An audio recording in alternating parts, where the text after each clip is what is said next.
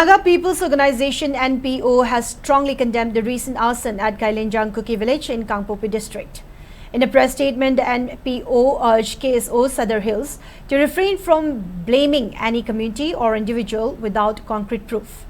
The statement noted that an NPO goodwill team alongside a police team led by the Senapati SP were blocked at Tafo Kuki village by local villagers while attempting to visit the site.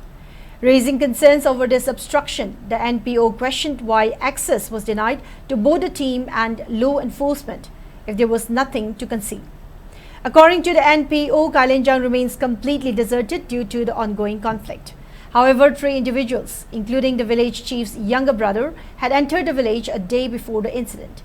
No outsiders were reported in the vicinity during the brief 20 to 25 minute window when stationed CRPF personnel were out on routine patrol.